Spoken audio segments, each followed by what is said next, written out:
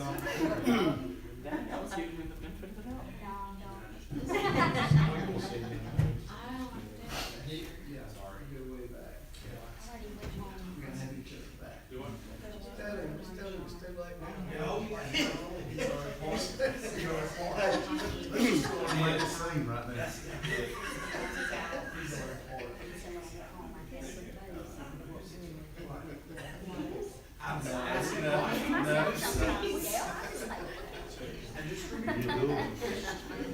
I can't do it without you, I tell you that right now.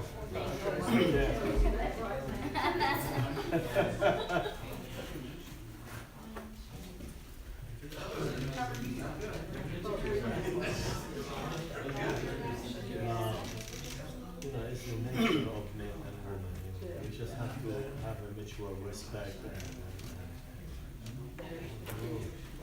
I'm stuck in my face and like coming in. I'm going to send you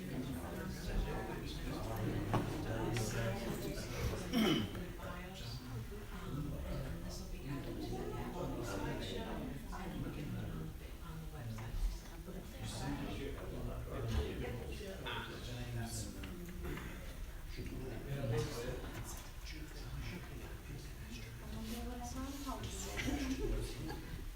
Did you want to tell Tommy what goes on? Yeah, you can go tell him. You can. He's not to talk to you.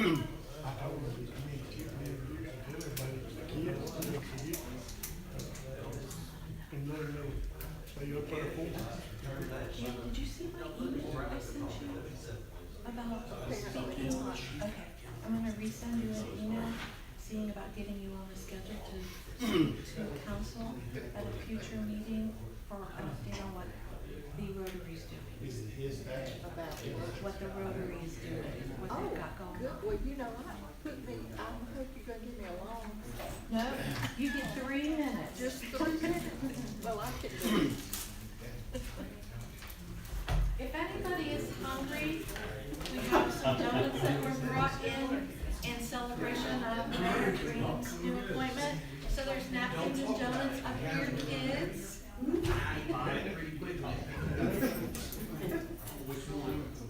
This is one side, this is the other. So this is the English side. And this is the Angie, did you bring any of your work? Oh, yeah. They donuts on one side, and apple fritters. Them apple fritters. How you gonna do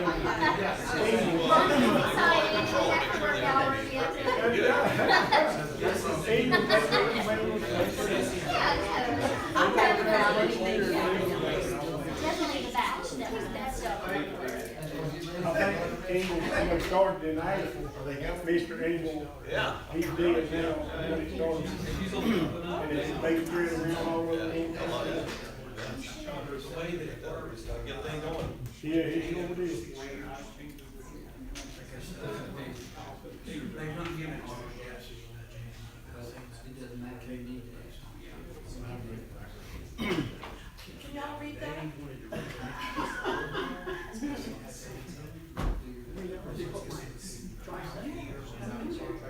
Spectacles on. This would be the English side, so when you're an English now, it's white. Food for thought. That's right. Food for thought. Food for thought. Shoot that over. I'm sorry.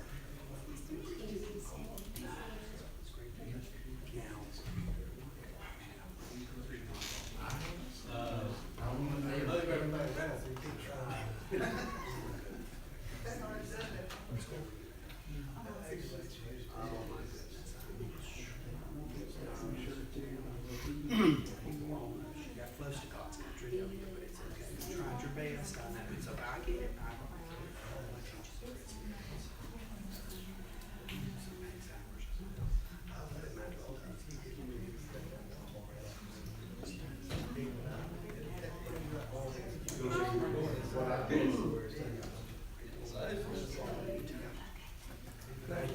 I am, you doing all right? Now, they said you brought donuts. That sure did.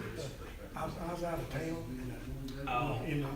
when he swore me. Right. So, We've been swearing at him for years. Now you swore. Yeah, now we swore him in, but me and Connie been swearing at him for years. But he introduced all of them in here, and he eat them up, probably. Is there a Mr. Tom, Oh, yeah, that's kind of a lot of going on. gentleman in green? I should have known. Seen, call you. Who's me? Swore him, but you didn't. Everything going on. How you doing? I'm gonna see if we can get him. Where's my? So we're gonna have you. You keep. Doing all we can. You keep still. How are you? Good to see you. Where's? When you told me about it, I didn't know what else was going on. She's watching her What else? I call our meeting to order.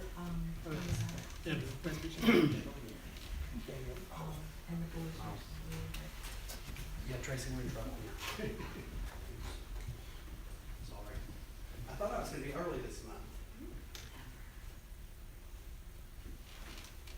Welcome everybody to the first meeting of 2026. First off, we're gonna ask Fred Zabel, he's gonna lead us in the pledge of allegiance.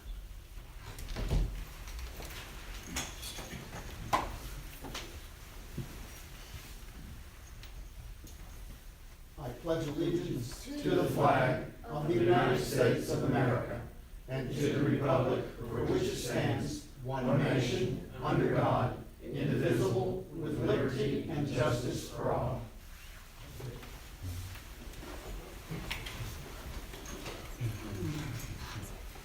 Some of you don't know Mr. Zabel, he's a very active member of the Sons of the American Legion.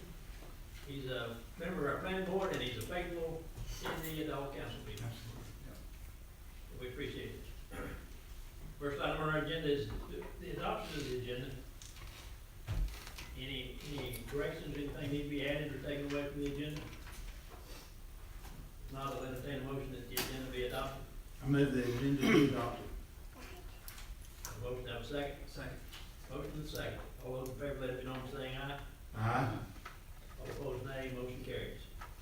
First item is on our business is to swear in our newest councilman, Mr. Davis.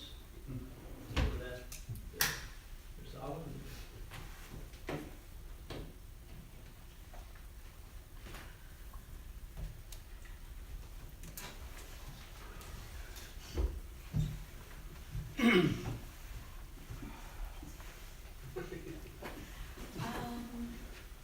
Can you take some pictures, please? Scoot back just a little bit there. Hi guys, how are you? Do you wanna hold this? Okay. Just get here next to him. Are you guys good there? Alright, I'm gonna stand on this side. And just repeat after me. I, Justin Davis, do solemnly swear I, Justin Davis, do solemnly swear that I will support and maintain the Constitution that I will support and maintain the Constitution and the laws of the United States of America and the laws of the United States of America and the Constitution and the laws of the state of North Carolina, and the Constitution and laws of the state of North Carolina, not inconsistent therewith, not inconsistent therewith, and that I will faithfully discharge and that I faithfully discharge the duties of my office the duties of my office as a member of the town of Boiling Springs as a member of the town of Bowling Springs, Town Council, so Town- help me God. Town Council, so help me God. Thank you very much. Congratulations. Thank you.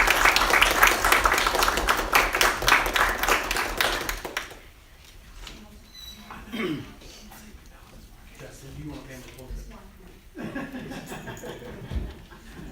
They're only 1995.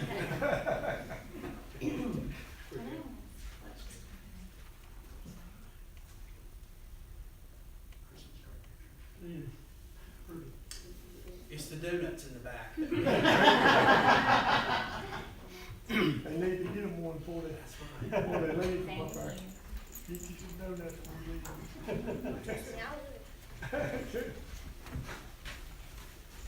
leave.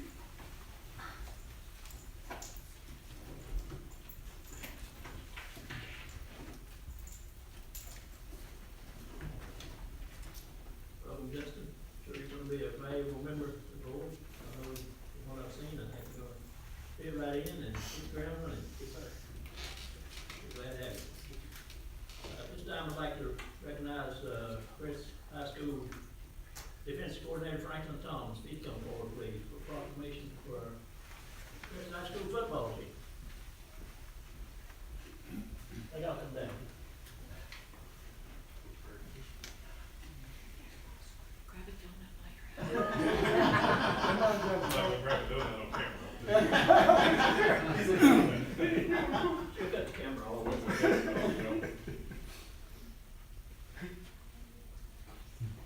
All right, okay. I'd like to read the following proclamation. Whereas the town of Bowling Springs is proud to be home of the outstanding Crest High School, and whereas the Crest High School Charger varsity football team successfully completed its 2025 season, and whereas on December 13th, Chargers claimed the 2025 North Carolina High School Athletic Association 5A state championship with a 31-14 victory over Hunt High School, finishing the season with a 13-2 record. And whereas the athleticism, skill, dedication, and heart with which the 2025 Chargers played this season is a credit to the 58-year-old varsity program that now boasts 7 state championship titles. And whereas the town council enthusiastically applauds the 13-2 season that culminated in the state championship title and the legacy of success that this talented Crest Charger football team has inspired, and whereas recognition is awarded to the Crest alumni and head coach Greg Lloyd for an incredible successful career at Crest High School for the past 2 years with a record of 23-5 in season 24-25 with 7 playoff victories. And whereas leadership begins at the top, so it has with the 22 seniors from the class of 2026 playing with integrity, tenacity, and heart. Now therefore, the town of Bowling Springs, North Carolina, does hereby proclaim Wednesday, January the 7th, 2026, be designated as Crest Charger Varsity Football Team Day in the town of Bowling Springs, and urges all citizens of Bowling Springs to recognize their achievements and extend the town's heartfelt congratulations to the team, coaches, parents, administrators, faculty, and students for their outstanding achievement and Charger spirit. Proclaimed the 6th day of January 2026 in the town of Bowling Springs, North Carolina.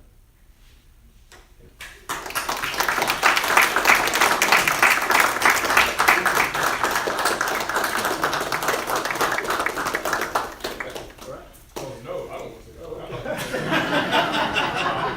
I'm good, I just appreciate it. We were hoping you'd bring a big trophy. I've had to carry that trophy around so many different places. I honestly don't even know where it is, I'm gonna be honest. I have no idea where it's at. It's not here. It's not. I We don't know do where want it to is. put it on the rotation though, so there is a trophy rotation in the lobby, we would like that one. Yeah, it's gotta, it's. So you tell Mr. Shields, we've got big expectations, we're gonna rotate it through. Yeah, we got. Tell them we'll guard it with our lives, we guard the Cleveland Cup with our lives, we'll guard it with our lives too. That's right. I would like to recognize President Nate Evans, Gardner Webb University update.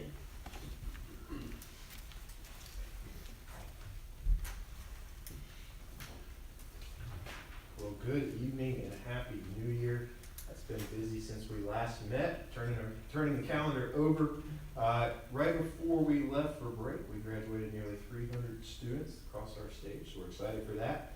Some classes, our 8-week classes are already underway. We started with our PA program just this week, and the rest of our classes will start up on January 12th. So starting to get back into the swing of things. A couple dates for you to mark on your calendars. The first pitch dinner on January 24th for our baseball program.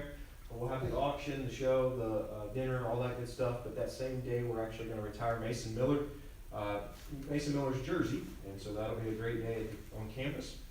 Tomorrow night, we have our conference home opener for the women's basketball team. They are 1-0 in the conference, so a strong start there. They are tied for first in conference play, is the way I'll put it. So that's tomorrow night against UNC Asheville. A couple more dates for you. January 24th and February 7th will be our Hoops Coming. It's kind of our basketball version of homecoming. We don't have a doubleheader this year, so we split the men's and women's. Men's on the January 24th date and women's on February 7th. And then 2 more updates for you. You may have heard we hired a new football coach. I believe it might be a record. We did it in 10 days from start to finish. Our hair was on fire, but very happy with who we have. Chris McCullough joins us from Texas, actually, the great state of Texas. And so we will have a press conference next Thursday, the 15th. So be on the lookout for more information from that. We haven't pressed go on the marketing there, so you're perch to hear it. And then the last is on the academic side, we have doubled down on our dual enrollment opportunities. So eligible high school juniors and seniors can enroll to start taking courses at Gardner Webb. Starting out this spring, that enrollment's open until January 12th. And then, of course, we'll have it for the following semesters as well with different dates. So thanks for the chance to be here and happy New Year, everybody. Thank you.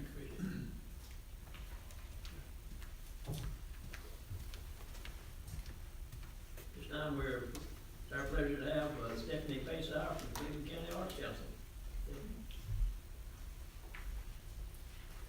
Good evening. Thank you for having me. As he said, I'm Stephanie Paysauer. I'm the new director at the Arts Council. Shara Miller, our longtime director, retired in November. And while I'm new to this position, I've actually worked at the Arts Council for 3 years. Prior to that, I taught in Cleveland County for 32 years. So Cleveland County is my home, even though I live in Gaston County. On family land, so you've got to do that. And so I love Cleveland County, and I'm very honored to be in this position. I just wanted to give you a little information on what's going on right now at the Arts Council. We're in the middle of renovating our downstairs area, which is our classroom area. We have painted the entire lower level, and we have new furniture, new tables and chairs and easels for our classes. We have both adult classes and our children's art camps, summer art camps that take place down there. So we're really excited to have that area nice and fresh for the upcoming art camps for the summer, and also for our adult classes, which start back in 2 weeks. We just finished up our Handmade for the Holidays exhibit and show, and in February, we will actually have our new Treasures of the Earth show. And I say new because this year it will be all treasures of the earth. It will include metalwork, woodwork, culinary work, as well as pottery. So it's a familiar name, but lots of new things that are going to be happening with it. So we're excited about that. We still have our student art competition that will happen beginning in March, and we have named that after Shara Miller. So that is now the Shara Miller Student Art Show. That was her heart, and so we wanted to honor her by naming that show after Shara. We also still have our Cleveland County Art Competition. That's open to any Cleveland County resident that would like to enter. So that is coming, and we invite all Cleveland County residents 18 and over to take part in that. Then starts our wonderful, wonderful, wonderful summer camps, our art camps for children. Perhaps my favorite event, just because that's where my heart lies. And so we're really working hard to get an exciting calendar up for our children. We have lots more going on, and I hope that you'll visit our website, our new website, and take a look at what we have, and just know that we're here for you, and we're here for the residents of Bowling Springs, and we invite you to take a second look at Cleveland County Arts Council. There's a lot going on. Thank you for having me. Thank you.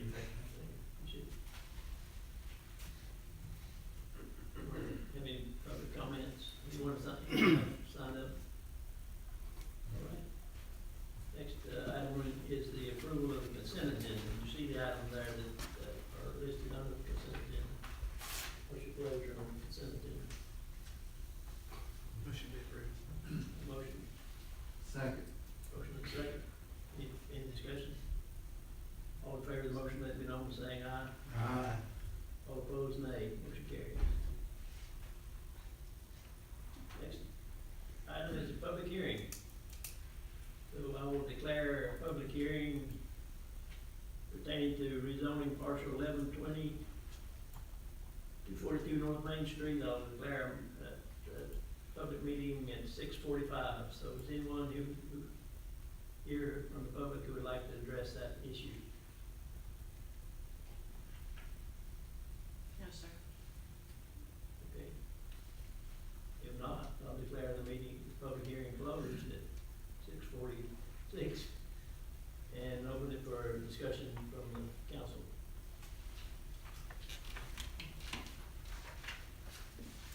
a comment.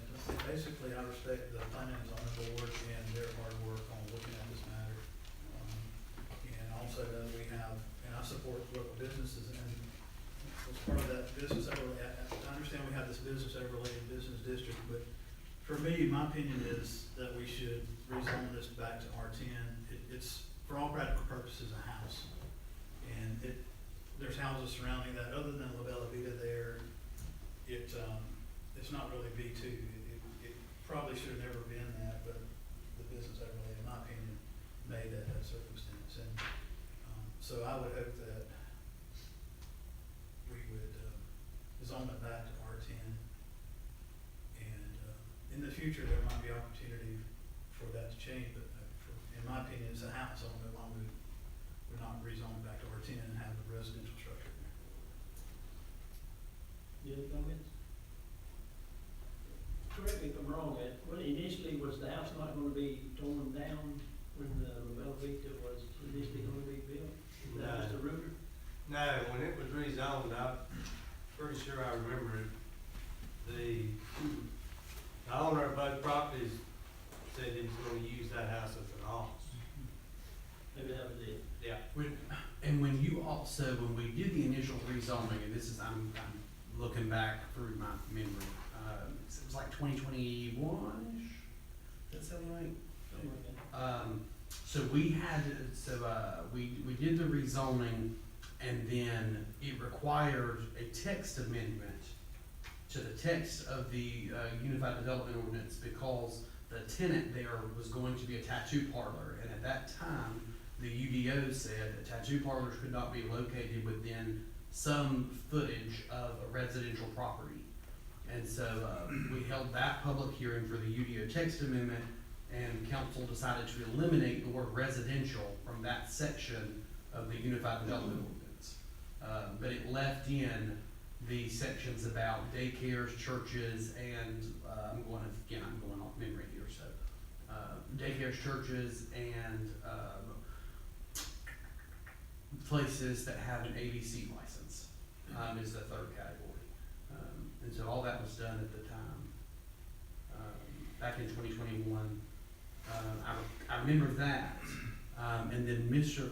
Cook, do you have anything to add in terms of where the planning board? I was just gonna go through part of the staff report if you wanted that information. Okay. I didn't want to interrupt y'all having a conversation. Yes, the planning board did unanimously recommend to deny the request. Part of the planning practice now being pushed in North Carolina is for businesses to be on Main Street, and taking that into consideration with the future land use map and plan, it does show that area as either medium residential or neighborhood node, which means small business. And so that's what their decision was based off of. I think that was all I had, but I was happy to answer any questions if you had any. But it was unanimous vote, you said? Yes, sir. And it was really based off the map that we looked at, which I believe is on page 12. Yes. And you've got a letter on 15 from Chairman Bates, laying out there. So it's second paragraph, the Board of Planning found the application to be inconsistent with the Town of Boiling Springs future land use map and plan. In addition to being inconsistent, the board found the request to be unreasonable due to the size, physical conditions, and other attributes of the area. And then it shows you there's a statement that they adopted. So just as a reminder, under North Carolina 160D, we have to adopt a statement for either rezoning or even if we deny a petition. Either way, we have a statement we need to adopt. So on the aerial overview of the photo, it looks like the concrete encroaches over onto the land. The business will still be conducted on the land, will not? At the back of the property there, yeah, that's some stuff that we need to clean up with the surveyor, which we have not started those discussions yet, just because there were a lot of moving parts with this property. But you are correct, yes. But again, as I'm looking at that, those orange spaces probably, or whatever that tan space, are probably more likely R10, is that correct, or are they R15? Those are R15, which So is medium. R15, R10 surrounds it, and really, other than the B1 with the La Bella and then the B2 with the, I mean, we're looking at one small parcel, it's a residential, it's all practical purpose of the house. And like I said, I think it would, do a disservice to the owner of the property not to, move it back to RC. But that's just my opinion, and, I don't know what else would be suited for. I mean, I guess you could put some other type of business in there, but I sort of don't know that that's a good fit for business models to be in the house. That's just my opinion.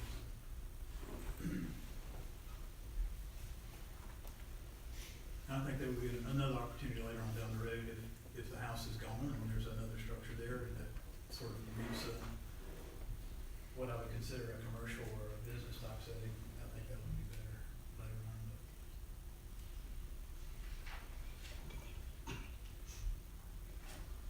Other comments?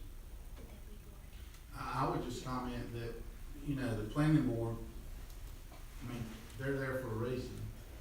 And it was unanimous by the planning board that the motion was denied, to deny. So, you know, we depend on the planning board in most instances. Things that come from the planning board is pretty much what we go along with because they do their due diligence. That's just all I've got to say about that. I would tend to go towards what the planning board recommends. Yeah, we had an opportunity to fill a planning seat and then we did not go with their recommendation on that. So there has been some ideas that, you know, although I respect them greatly and I respect what they do, I think they just went solely on this map and the plan that we have. And again, it's a house, so I've said enough. Well, my 2 cents worth, it's a house it's now a business, so what happens if he decides that another business wants to go there? Yeah, I mean, I don't care if we've got a yo-yo going on. yeah, and I think that's, yeah, I guess that would be later on down the road, that could be a possibility too. This is the house that I actually lived in, by the way. My first marriage, first place I ever lived in was married in 1965. Not that that has anything to do with it.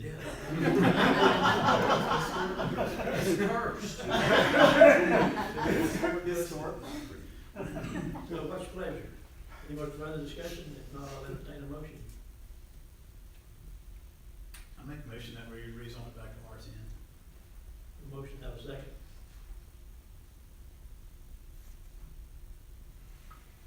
Hearing none, that motion will die for lack of a second. Do I hear another motion?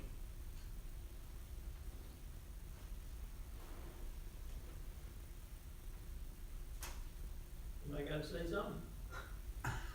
Would the parcel be rezoned, or, yeah, essentially not rezoned, but, restructured to exclude the Velveeta property and just have the house alone? No, sir.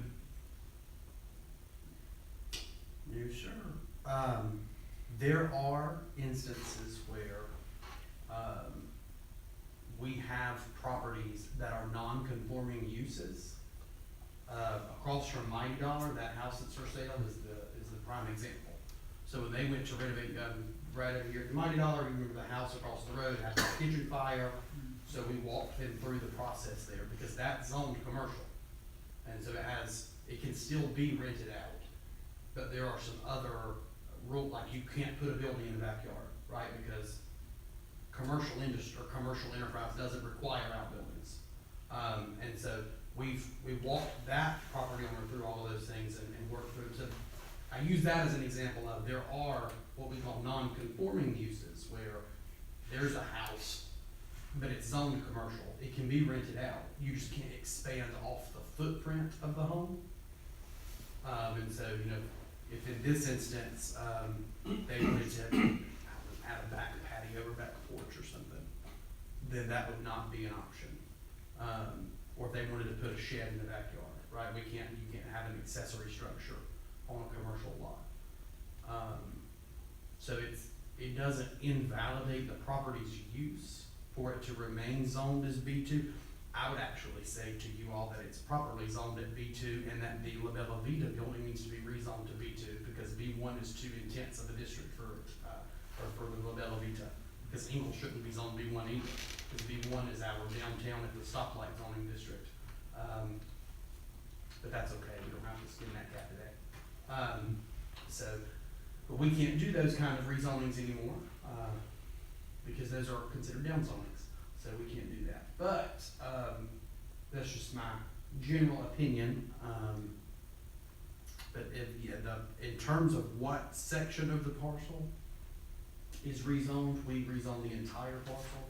I think that's my heartburn with it, because even if you go back to R10, it's still half the parcel is used for commercial use. For it to be resurveyed. No, the Bella Vita's B1, right?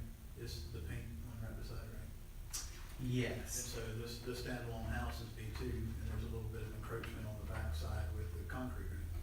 Yeah, so some of the concrete parking lot back there is on this parcel. So what I'm saying is those are two separate parcels that we're considering here. B2 is just simply that one residential structure, it's not. It's the residential structure there, which is at North Main Street, and then it extends back to that rear property line, so some of it is the parking lot that is La Bella Vita's parking lot. And that was an engineering mistake, that was, encroachment. I mean, it's, never mind. But again, I still think, if you look at the composition of the other things around it, it's a house. Could the property owner rent it for residential? I mean, have people living in there? Yeah. Yes. That situation currently exists other places Okay. in town, yeah. It's just that you can't do anything to intensify the residential use. So I won't shed in the backyard, no. So just as it is, it can rent it out and move in a family, and they can live there and be too. Yes, that's so the exact same situation with some of this Yeah. right over here on East College. There are homes through there that people currently live in, but those homes are zoned residential. But I'm sorry, those houses are zoned commercial. But They're basically, you B1. can't make improvements to Yes. change the property. Right. He Goodness. can improve the structure, he just couldn't make it larger. As long as the footprint of the Rent home stays the as same. it is now remains the exact same. So no additions to, no outbuildings, nothing like that. We see the options here, staff recommends approval, we can approve it, we can deny it, or we can table it. 1 of 3. And I do need a statement from you all. So that's why where you got there on 11, it's got requested action. So then you have those 3 options. To table it, I don't need a statement, but if we're approving, I need to know. And so we've got you a statement there. We use the exact same statement the planning board provided. It would just, if you're going to approve it, we would change that to be an affirmative statement, rather than theirs, which was a negating statement, I think, because conjectural word. And then if you're gonna deny it, motion to recommend denial for the same reason that the planning board puts, that's what you've got there. Well, I would say based on the extra information that we just got, or were given about the house could still be rented out as if it was residential, that I would make the motion that, that as the planning board has recommended, that we deny the motion to rezone from B2 to R10. Have a motion, second? Second. Motion second, any further discussion? All those in favor of the motion, let it be known by saying aye. All opposed, nay. Nay. The record reflect. I need to say, I'm gonna have a hard time sitting here, because I'm used to being over here. I have a hard time biting my tongue, keep my mouth shut, but, I'll try my best to do that. If I get out of line, when he calls, tap me on the shoulder or something, say. Mr. Mayor, I was writing, but I believe Councilman Wood's motion was to deny the rezoning, because the change was inconsistent with the comprehensive land use plan as outlined in 160D 605A, and it was unreasonable because of the size, physical conditions, and attributes of the the area was. That is correct. I thought that's what you said, I couldn't remember. Okay.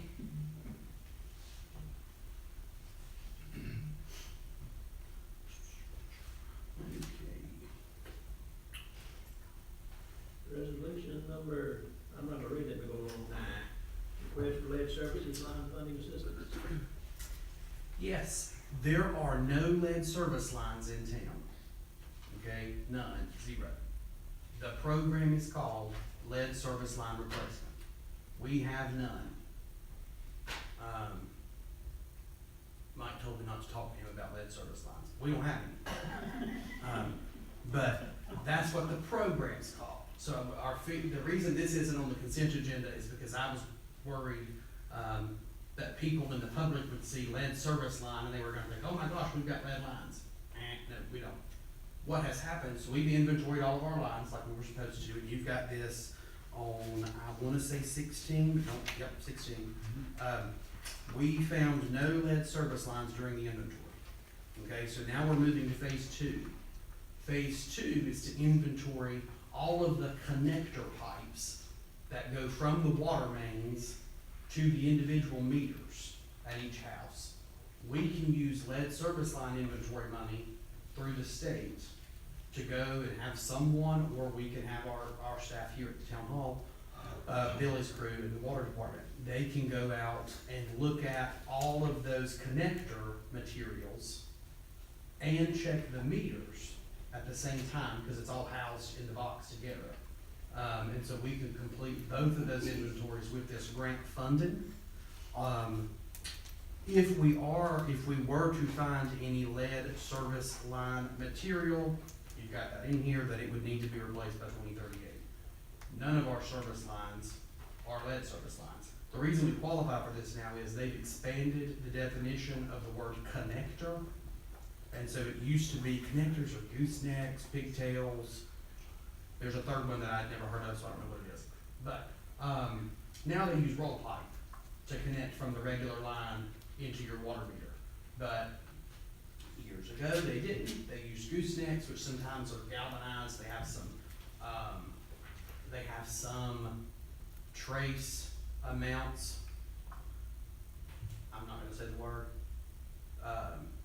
But we just need to do an inventory, check and make sure, and at the same time, do an inventory of our meters, where we will examine the model, size, installation date, and functionality of the town's water meter.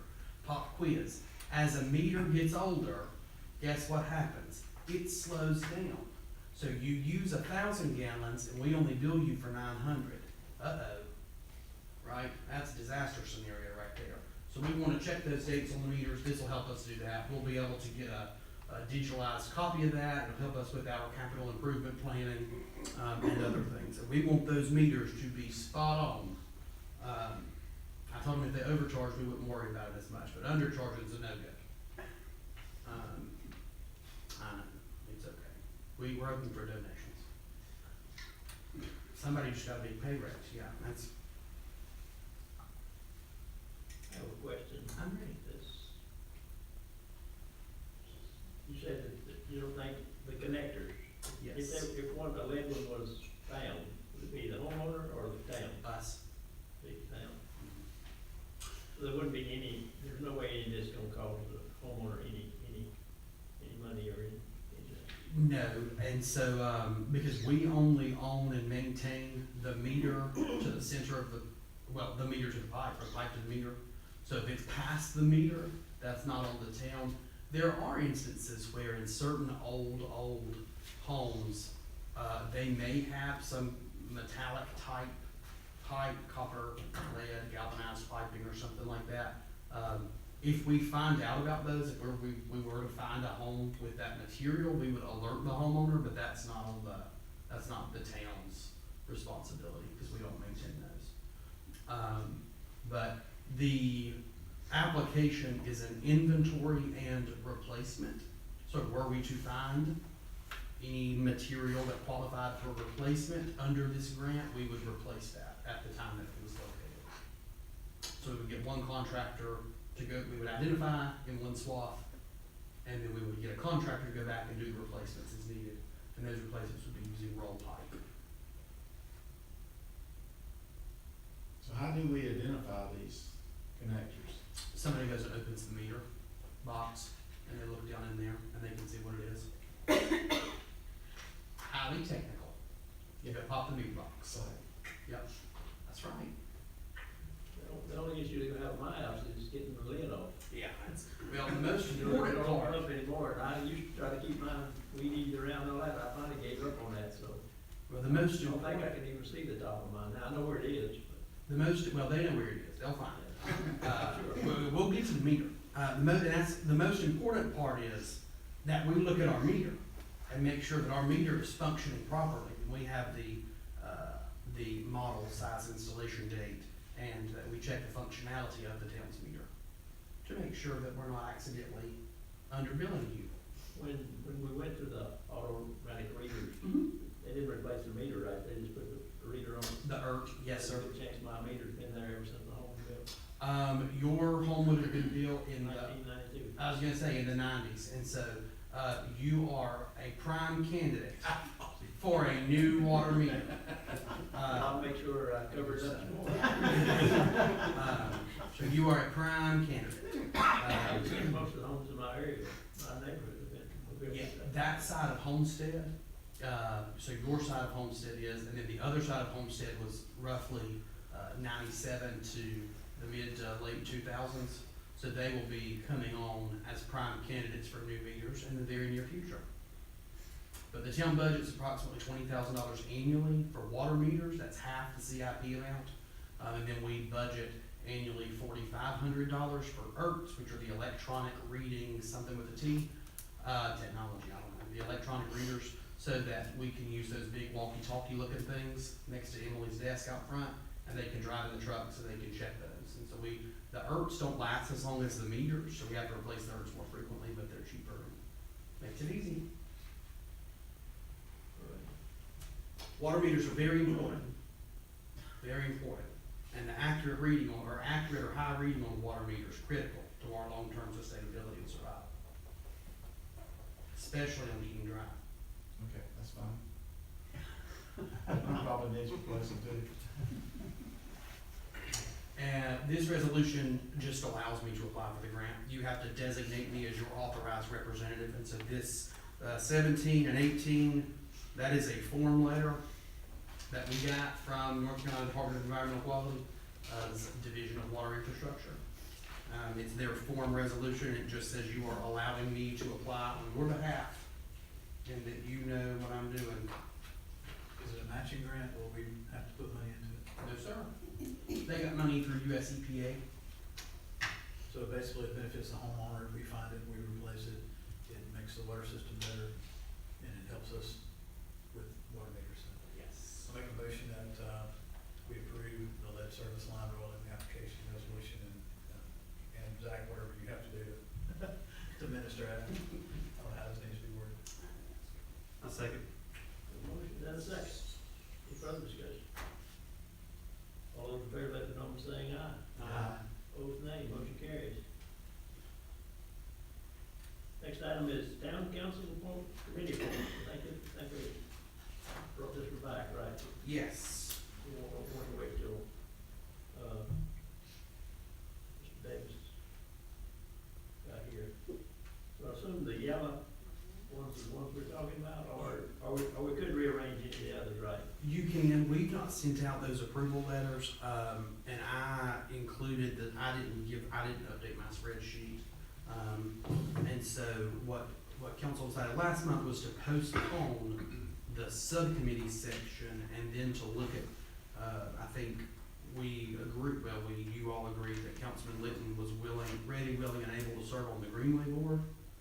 Assuming that is still the case, I'm sure, council would love to send him happily to the Greenway Board where he can join, Councilman Wood at that illustrious postage. And so then we've got one vacancy currently on the fire and Boiling Springs Fire Rescue, and then we need to discuss subcommittees.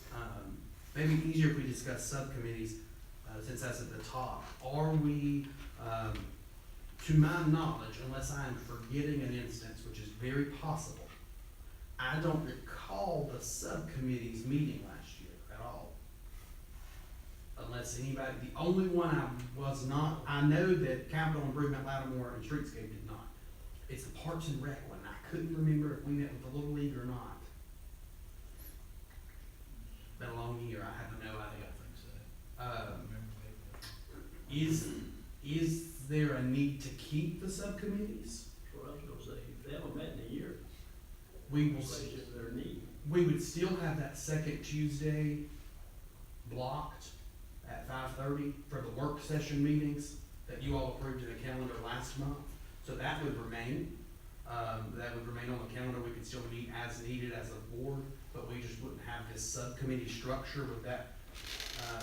I know like the Streetscape subcommittee says to guide implementation of the master plan, and Streetscape, that's whole South Main Street project that we're doing that's part of the downtown master plan and the Streetscape, but the Streetscape subcommittee didn't meet.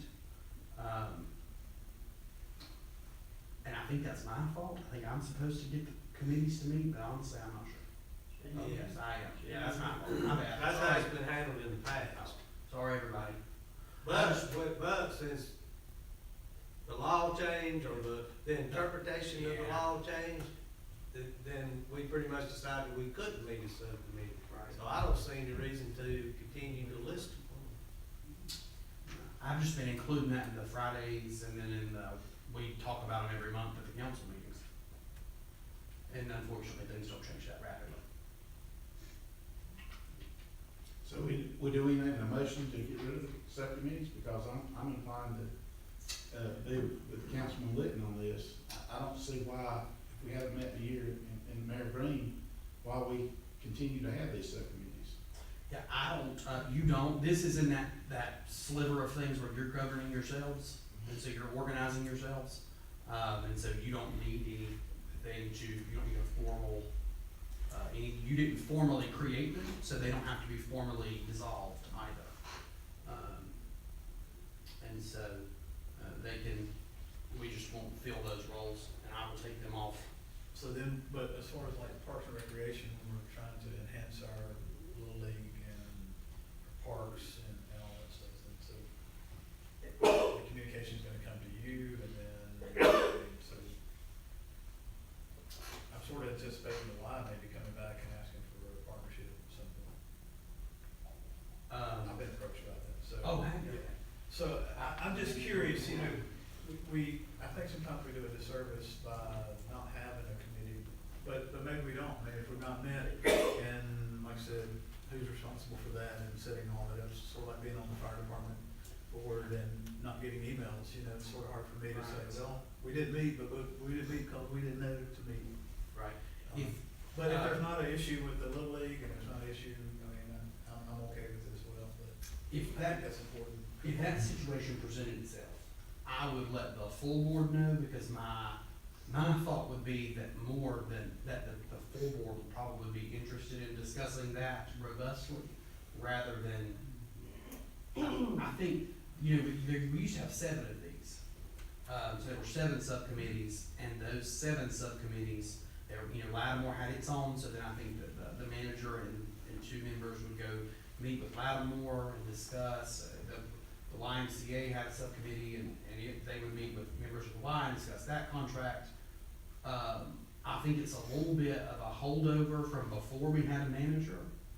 But I also think we're at a point now where I think the full board, this is at least my interpretation, if I'm wrong, y'all feel free to tell me, but it seems like the full board would rather discuss things rather than the smaller subcommittee, if that makes sense. Especially now that the meetings, to Councilman Litton's point, those meetings have to be noticed, and you know, it used to be more of an ad hoc, hey, we need to get together Thursday night, who can get there, kind of thing. But now that we've lost that ability to be as flexible, I think it's kind of made these a little bit more redundant.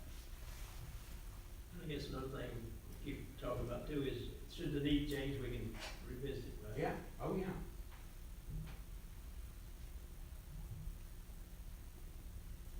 So if everybody can answer the question, do we need a motion to have them removed, or we're just gonna We do not need General a, consensus. general Council is consensus is- gonna remove. yeah, if you all are, I think they ought to be removed. If we haven't met in a year, there's no reason to keep the committee subcommittees.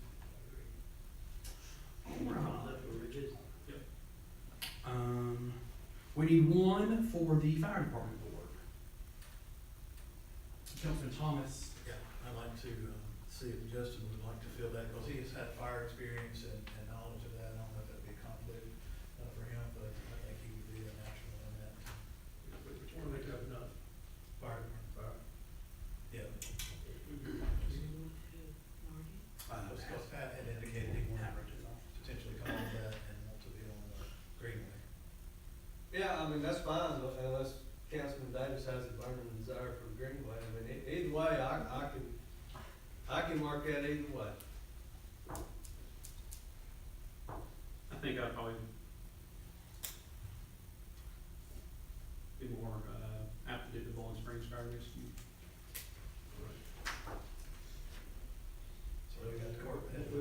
We're gonna need motions here for these. no, not for these either.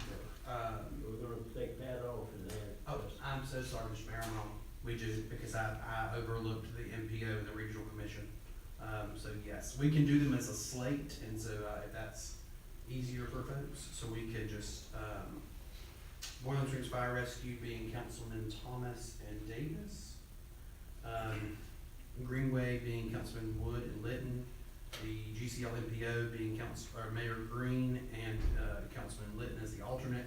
And the Foothills Regional Commission, Mayor Green, and then, I think you have 2 seats on their board, or if I'm the alternate, but either way. It's a 2-seat. So, we can approve them all in one slate. So I was just reading out who you had where. I make a motion to approve that, those changes, Pat Litton to the Greenway Board, Justin Davis to the Bowling Springs Fire and Rescue, and then the rest of them remain the same. As written. Have a second. Second. I have a comment that, I'm sure with put in regional commission, wouldn't prevent any other council member going to that meeting with me or you. Correct. And I might suggest that some of you think you might have an interest in, maybe you'd like to go. Just, I mean, you wouldn't be able to vote on anything, but you could go. Same's true with the MPO. You go, you just couldn't vote. So I think might be, if you have an opportunity, maybe you'd want to visit some of those, decide in the future if you might like to serve. Yeah, I'll agree with that, because MPO is a tremendous amount of information, but it's very interesting to see how all that transportation needs, DOT and all that works.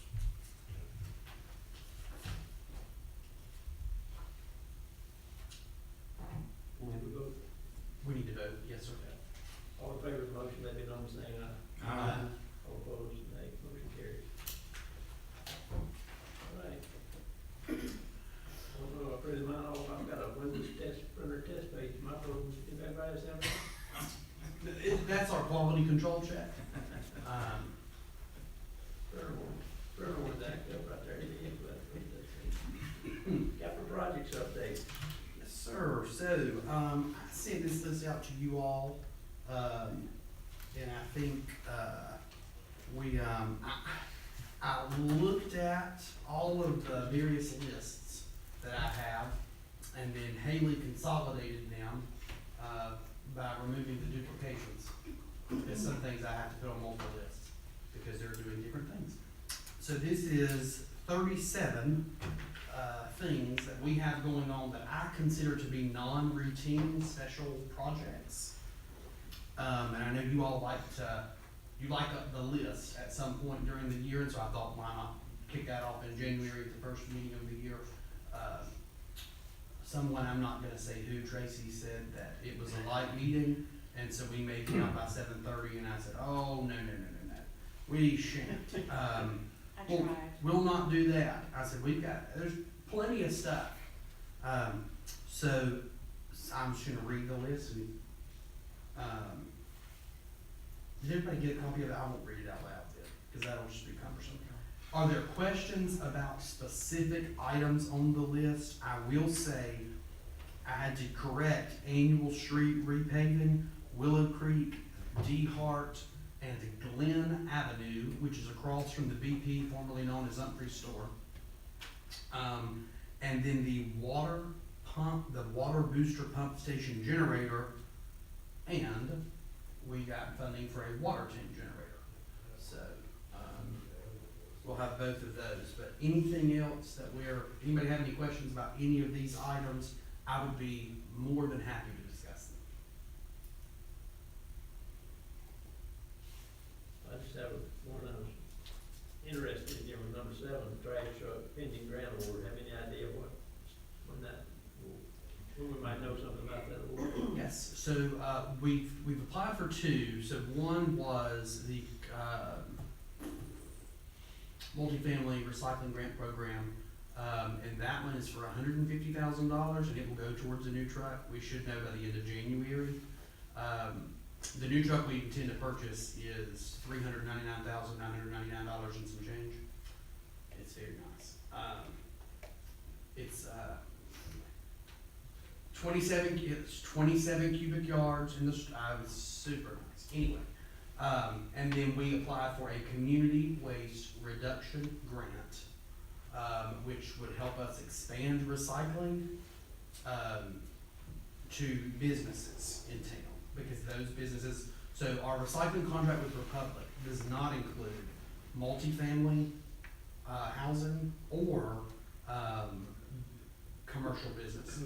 So we want to expand recycling to those, so we can use this truck to collect garbage and then recycling as well at those specified locations. Yes. And then, we can go back next year if we need to, but, so that would be roughly, 200,000 of the needed $399.99.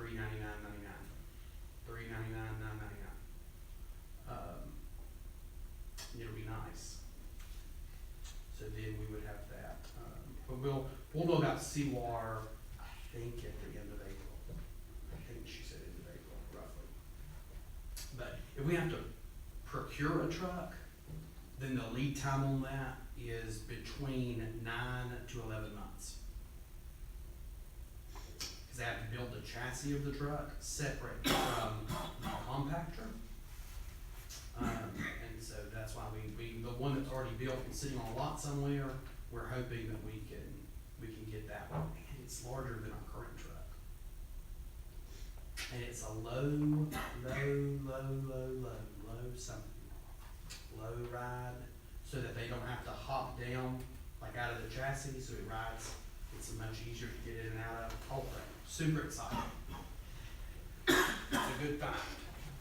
Is that right, Mike? Low ride? Low entry. Low entry. God, I tried. Low entry, darn it. Windows are so hard, that's so hard. It is. When does our contract with Republic end? It Or continues. when is it renewed? It auto renews, either July 1st or August 1st, in perpetuity until we cancel it or reevaluate it. And then the fee increases by the solid waste consumer price index. Last year that was 5.2%. So roughly 5%. I don't think it's ever gone up by less than 5%. That's currently at $105,000 and change. You said it goes up every year. Yes, by whatever that CPI is for solid waste. Part of that recycling program is that we will have to take the generated recyclables to a MRF, which is so there's one in Burke County, but we work with our community partners in Rutherford County, and they will take all of our recyclables, for $130 a ton. So, I multiply that by how many recyclables Republic says we've taken in, and that is $15,000. Food for thought there. I'm sure I calculated it wrong. We talk about recycling quite regularly. The only thing I wish we could do is figure out exactly how many people are paying that are not recycling. And I usually go on recycling day, but my neighborhood, I kind of, in to see who, you understand what I'm saying? There's a lot of people, they pay whether they bring a can out or not. I just wish there's some way we could determine exactly how many people are using the service and how many aren't. And the only way we'd ever know that is just either knock on the door or count cans. And sometimes I know maybe they don't put it out this time, but they put it out the next time. Right. But I just wish there was some way we could actually figure out how many people are paying for a service that, if we knew that, maybe we could find out why. You know, maybe they just don't want to fool with it, or they don't read the recycling, or I hear this every time somebody misses it. Or they just put it all together anyway, Right. which Wrong. is wrong, Mm-hmm. or to. Absolutely wrong. Yep. That's why they take it to a MRF, Right. because they segregate it out. It is a commingled recycling MRF in Burke County that we take it to, and they segregate all of those products out. And at some point in time, I fear that it might get cost prohibitive for a family. Well, and I wonder, at the rate of increase, if it's gonna be at least 5% annually, Yeah. what that will look, I mean, I do worry about what that looks like. But fear not, budget season is on the horizon. Let not thine heart be troubled. It is on the budget board. I think we're one of two. I think we're the only one. We're one of them, maybe Keith's, I think maybe they quit. They have, so where you at? And if you ask any of them, they say it's just got too high. Right. They didn't think the property owners could afford it. Right. But anyway, for another day. I'm very appreciative of this. The title's a little bit deceiving, it's not exhaustive, but this is an exhaustive, I mean, we are working hard. And the town is continuing to improve. If you look at all these projects, it's ways of improving and making it better for the citizens and continue to work. And that's the manager, and that's the town clerk, that's everybody working hard on these things. And I'm greatly appreciative. Me too. 37 items here, for those of you who don't see the list. Some of them are smaller than others, some are very large. Public Works building, that's a major undertaking. One here that I'm not sure exactly what it means, number 14, safe route to schools. Yes, I actually don't know that I've briefed you all on that. So Foothills Regional Commission received some federal DOT funding for a program. Our version of it's called Safe Streets for All. Their version of it's called Safe Routes to School. And so because the councils of government don't own road infrastructure, they don't need safe streets for all. So their job is to use that money to plan, build, and implement safe avenues so that school-age children can get to school by non-vehicular means. So they are gonna look at, around Boiling Springs Elementary School, there's a section that in our Safe Streets for All Action Plan, we identified right in front of there, we said we wanted to put a pedestrian refuge island with an RRFB, and put a crosswalk. In Highland Pines? Yes, between Highland Pines subdivision and Boiling Springs Elementary School. So if we have enough funds to construct that and design and engineer it, we're gonna go that route. If we're not able to construct it, we're going to do the planning for adding a sidewalk extension all the way down Patrick Avenue. Yes, and so it would be the planning section of that. Now, my preference is to build something, not plan something, and they know that. But the funding is capped at $100,000. Of that, none of it is ours. Those are RFBs come in at about $43,000 a piece. So we just ordered two. So fingers crossed. North Carolina DOT gave us some raised eyebrows, but we're working on it.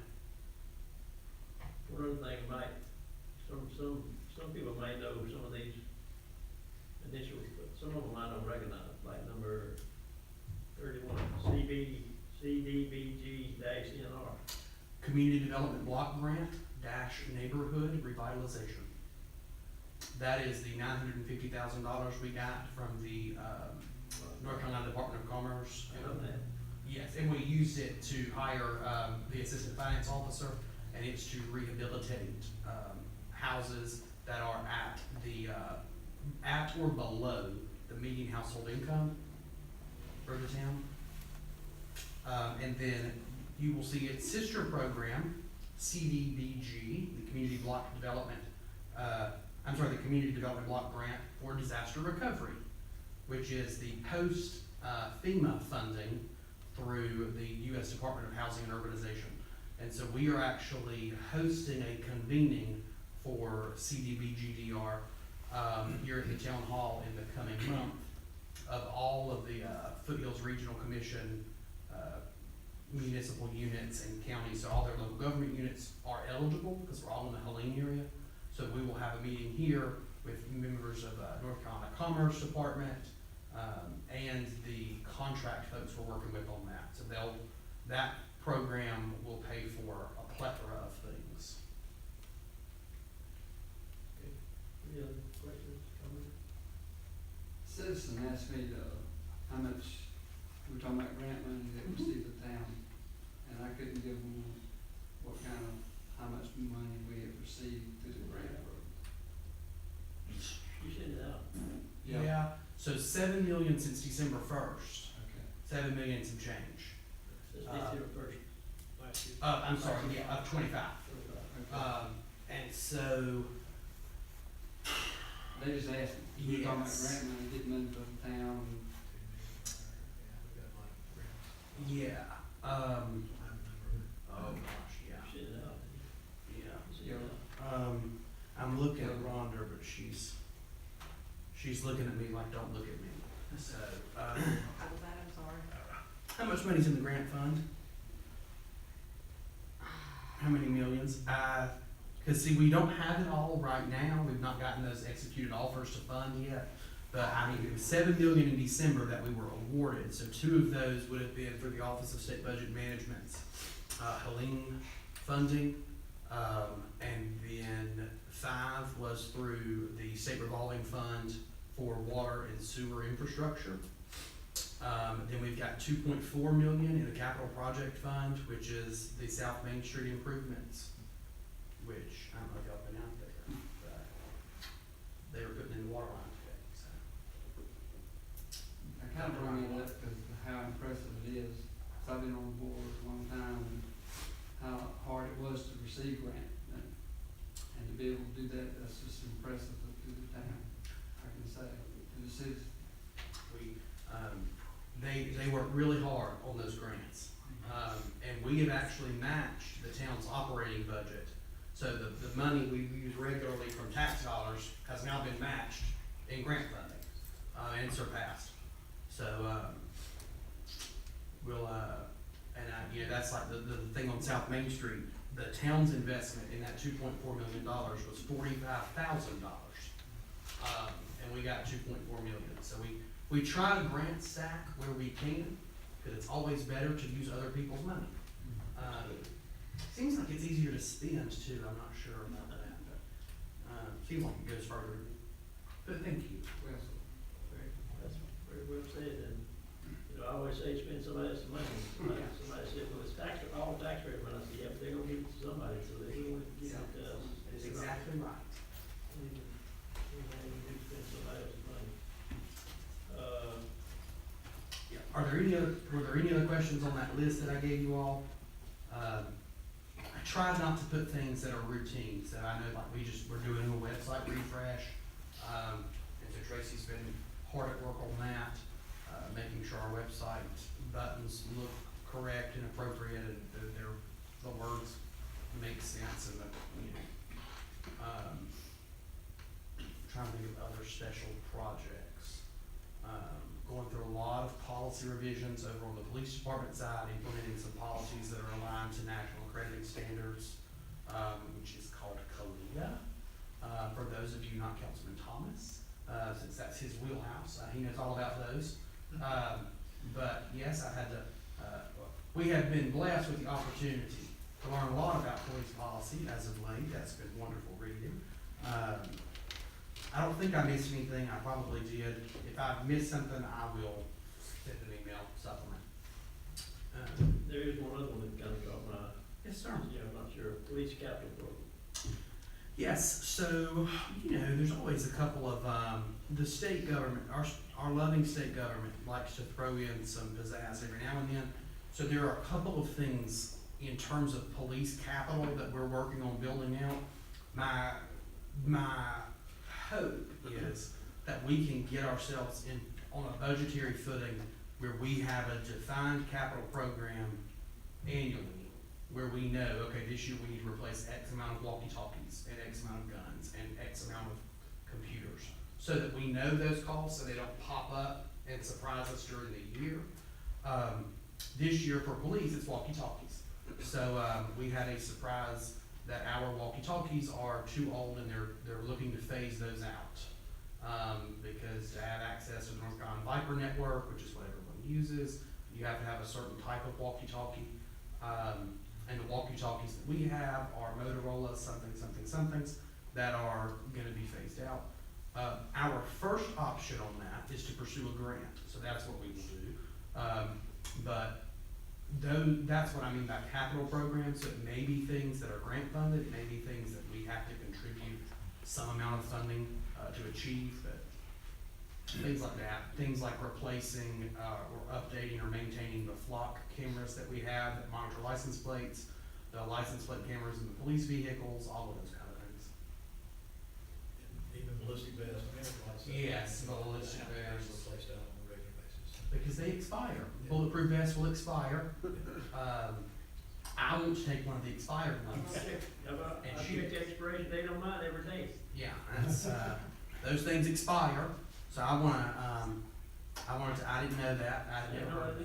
But technology changes, we It need does. computers, we need, I'm sure maybe they get stronger, but they get lighter. body cameras, everything has a potential life. It does, body cameras, computers, those printers that go with the computers, Tasers.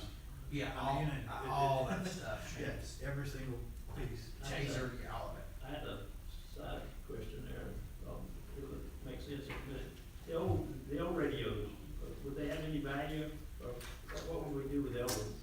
The reason I'm asking that is, like in our church for security, now they want some walkie-talkies. Yeah. Would these possibly be okay for something like that? So Motorola will buy back the ones that we currently have, so they will, when we purchase the new ones, they will purchase ours back from us, because they can repurpose them, they're just not fit for police use. Yeah. It would be for something like They could, I church mean, security or something. well, probably not if Motorola gets them, but it is certainly something that a church could use. I know other municipal units, or, it's not uncommon to have like a public works department outfitted with radios that they will use. I've seen that other places as well, or they may deploy them at a parade and give them to volunteers, right? And so they're on a more closed circuit. So they're not in the regular traffic, they're on event channels. Thank you. Yes. And I'm ready, Mr. Mayor, to move into my remarks if. You already have. Is that not what New, you did? You're done. Your time is up. That was number 4. Oh, my goodness. Okay, I'm ready. All right, Clock starts now. I'm ready, but don't ask questions, because I won't be able to get it all done. So we're doing software conversion, so you don't have financials this month. Rhonda is very, very, very sorry, she promises. Don't forget that we're meeting next week. We're doing upcoming bids for the repaving schedule for 2026, the McBrayer Homestead Waterline Extension, the East Homestead Waterline Extension, all that'll come to you hopefully March of 2026. So they'll over that. We're checking into ADA access at the town hall front door. We've had a contractor out here to look into it, to install a push button or one of those waiver things. So we're looking into that. We're gonna get some cost estimates because they're gonna be high. GROW North Carolina, which is the Governor's Recovery Office for Western North Carolina, will be here in this room on Thursday from 2 to 4, meeting with all of the Cleveland County government, staff officials, and so we're hosting that event. We're very excited. The Federal Bureau of Investigation's LEADA program, that's LEEDA, which is a Leadership Development Academy program, is going to be hosted here in 2027. So that'll be the spring of 2027. Our police department will be hosting that FBI LEADA group. Couple things here where I've had a couple of questions that have cropped up. So, when we look at expenses in the budget, there are certain lines of our budget where they are named, for what you all, where you all intend for us to spend the money. You all were looking at that, I'm sorry. One of those is like the Broad River Greenway, right? So that Greenway line item, annually, we get a budget request from the Greenway Board. That budget request then, either they can purchase something with that money and apply for reimbursement, which has become less common over the past 2 years. Or, now that Lance is working with our Public Works Department, it makes more sense for us to just order it and to code it to that line.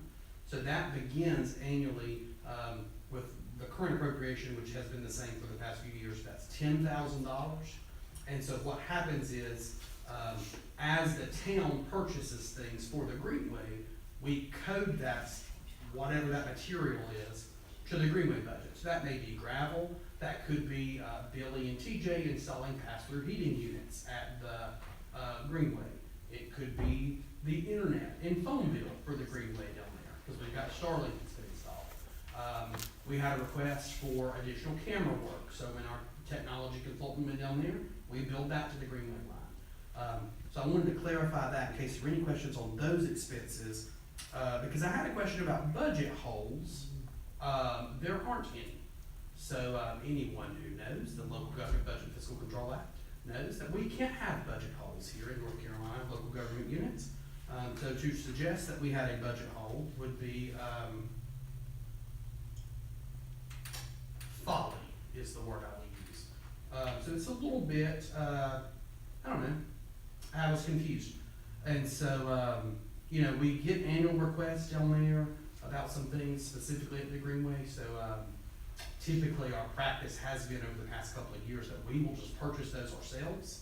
That way we're not having to cut reimbursement checks. That makes us happy. It's easier for me.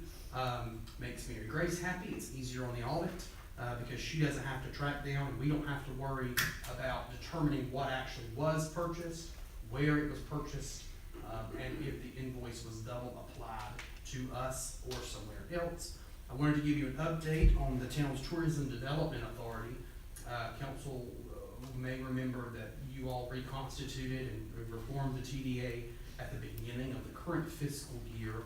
The TDA has approximately $60,000 in its fund balance. It began the year with $60,000 in its fund balance. It still has approximately $60,000 in its fund balance. The only thing the TDA has paid for this year was an expense, which was, it was related to the American Legion World Series, which was something that the former TDA board had approved last spring, but the bill came in this fall, because that's when the World Series is held. So I wanted to make sure I had mentioned that to you all. Foothills Legislative Breakfast is coming up at the end of this month. You all got an email from me today. If you want to go, if you would make sure you let Haley know. If you have sent it to me already, I have forwarded it to her. But we will, I'll get with the ones of you who want to go. We can carpool like we traditionally do. We'll have some staff that are also planning to attend. How much time I got left? 3 minutes? You're already over. I think you're over time. There's no way. Can't go any longer. The 2026 audit was Somebody in. asked, it doesn't make any difference. Yeah. The 2026 audit is in. We received our audit on December 30th at 10:54 p.m. We have one financial performance indicator of concern. It's that capital asset condition ratio that has to be above 50%. We knew it was going to be below 50%. That's why we're installing new water lines. So that should help. The water sewer fund net is a mixed bag. Water sewer fund net position decreased by approximately $45,000. That's mostly because of depreciation expenses in that fund. The general fund's fund balance increased by $673,582. So you all will get the full audit breakdown next meeting, when Ms. Keller will be here to present it to you. Is she gonna get, are we gonna get the books beforehand? I have already ordered your books, I would appreciate it. is the statement that I will make. How far, tell me how long is beforehand? You mean like when you come to the meeting and it's sitting on the desk? No. Oh, okay. That Friday before before. would be nice. I wonder, so she gets them from the printer. I wonder if she could send me an electronic copy and we could print it off for you.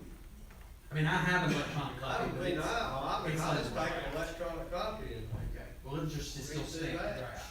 right? yeah, well, I understand. She probably won't bring them until she comes, but we can send an electronic copy. She will not bring them until she comes. We can Unless send I can, unless she's coming through here and I can sweet talk her into dropping them by earlier, but I don't know. I'll try. I'll take a look. I'll beg her. I have And the printed office package, package. well, the rest of us are okay. He's gonna really go through his, so he. If And that's anybody not, wants, that's I'm not. like you, I want the paper book, I wanna write, I wanna look Oh, at there it. you go. Let's do a bunch of them. well, if anybody wants to go through it, please let me know. I would love to. I've already annotated two because I lost the first one.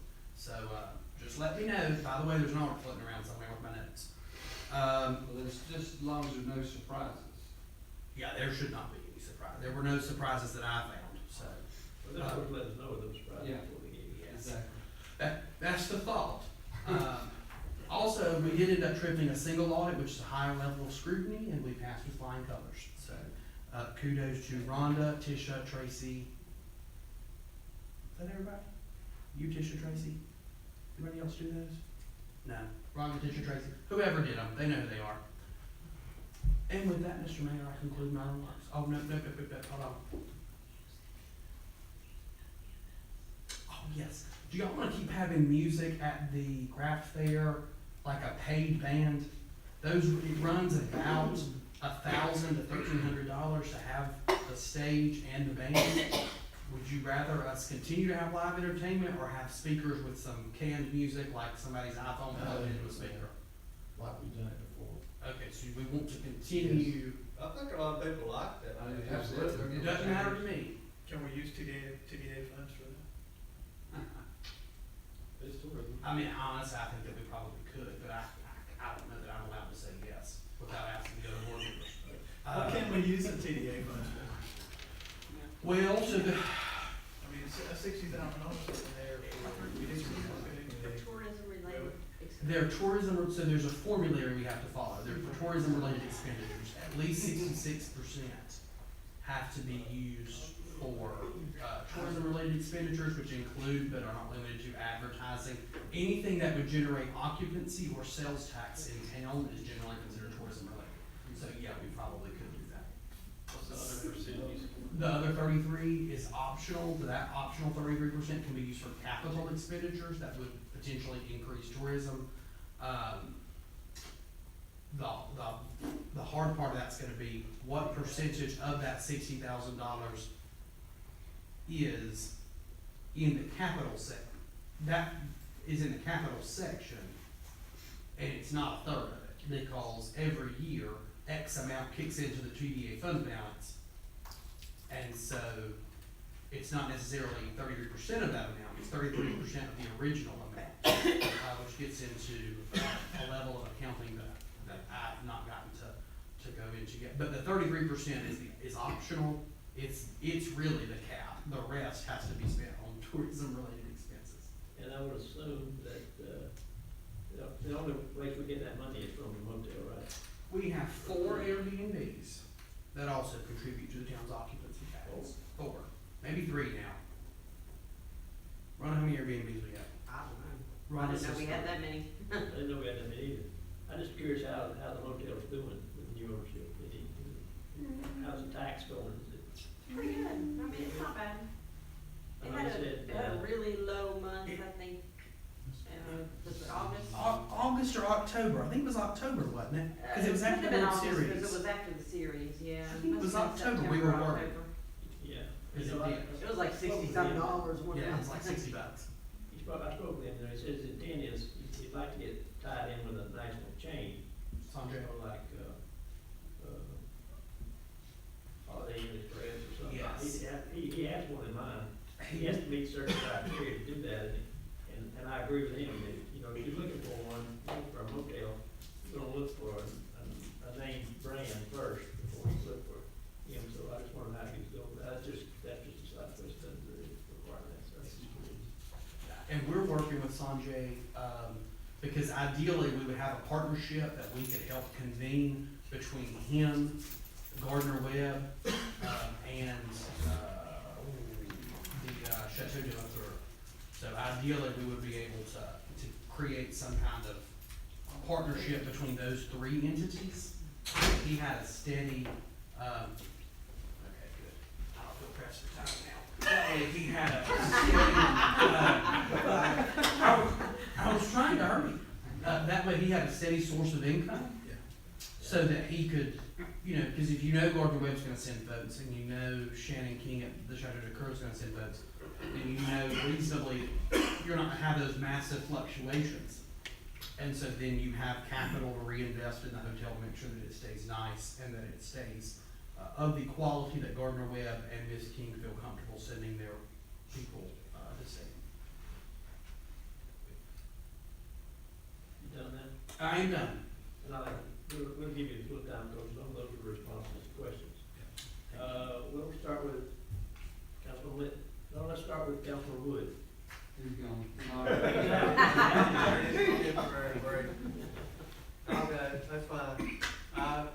Mike, thanks to you and your crew, the leaf pickup this year, I thought was excellent. That's good. Yeah, it's one, I mean, it was spot on. That's all I had, thank you. Okay. Dr. Thomas. We got a few things, I'm excited to have Jefferson on board with us, and I think he's gonna be a great asset to the town, and I'm excited to work with you, so. Number two, I had the handicap assisted thing, so, you know, like I said, I've had Chip Workman ask me about it a couple of times, and I don't know why how we built the place and not be ADA compliant. We said the same thing. But anyway, so that's taken care of. Old Town Hall, the front room, I've had somebody ask me, would we be willing to rent that out? And I was like, I don't know. I mean, what kind of condition is it? I think seemed Terrible. Okay, good. That's a good, I can tell it's terrible. North Main Street, from the stoplight, that whole sewer line, you could see the road deteriorating all the way to the John Deere dealership.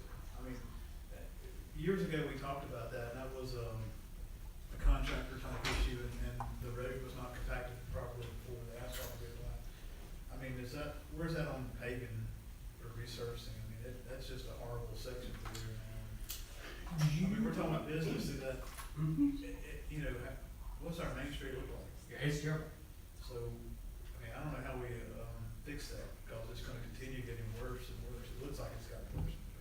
So, when they rebuilt the bridge up on McBrayer Homestead and they repaved that whole section, before they did that, we had them come out and score North Main Street for reevaluation. And DOT said it did not score poorly enough. Right. And so, and the reason we had them do that was because they were gonna do college. Yeah. So we said, just come from the bridge that you're gonna repave, all the way into town, hang a left, and go out to 18. And so they came, they scored, it was fine, so they paved, stopped, came to the stoplight, and then continued to pave. That might be something we could submit to the MPO. Yeah, cause it's like riding a horse through there. Yeah. But what does it say about our We get this right. ability to maintain the street and to recruit business and to, I mean, I just, and a long time ago, that was a contractor issue, and I don't know how we riveted that other than sue the contractor but that might be too far gone. But, anyway, let's see, last thing I have is ethics training link. Was it open? Cause I looked and, okay, so at some point, we're gonna get ethics training on that. You'll have it by the end of this week. Okay, no worries, I just was following up on it. I think it's on demand now.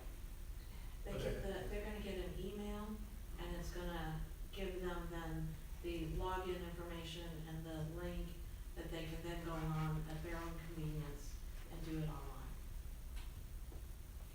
Okay, great. On demand. Well, and now, I don't wanna set expectations too high, but Councilman Wood took several pages of notes during his ethics training. So that is the bar. Trendsetter. I still have them. See, pull those things out. Really, we serve on the MPA board, they have to do a statement of economic interest. Yeah. And the red thing, we got